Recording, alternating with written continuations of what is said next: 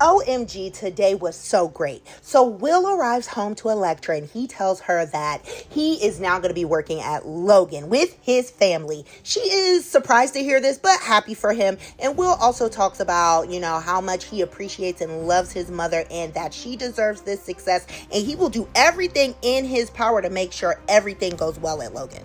Then we see Wyatt, who is back. Liam is thrilled to see him, and they are just discussing the latest developments with Logan. Liam is telling him how Will joined the company yesterday, and hey, you don't seem excited. I'm excited. And Wyatt is explaining that he's not excited because he's been on his own for a while, and he doesn't really want to be under Bill's thumb anymore. But Liam explains how this is a newer, gentler Spencer. So Wyatt is like, okay, I'm glad to hear that because, I am bringing you the diamond, and Liam is so happy to see this.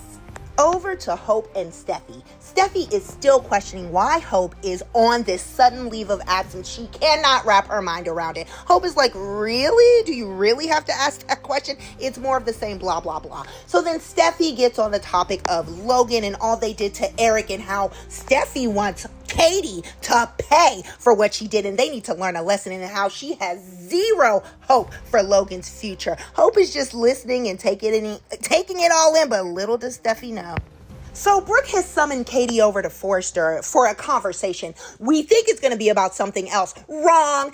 Brooke has called Katie over to talk about this Eric thing once again. Katie is like, I am so sick of this. If Eric is so distraught, let him tell me to my face. And I agree. So then they keep going back and forth, and Katie starts hitting way below the belt, but she's not wrong. She's like, oh, so what is going on with Hope for the future?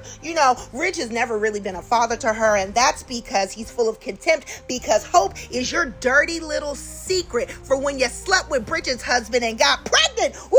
Brooke slapped fire out of Katie. She was like, how dare you call me a bad mother? And Katie was activated then. She was like, don't you ever put your hands on me again. I'm not going to be your punching bag, literally or figuratively. I know that's right, Katie. And she tells Brooke, you hear this? I will do everything in my power to make sure Logan is a success. And all we need is a little hope. Wink, wink, as Katie stares at this picture and looks off in the distance. Brooke has no clue.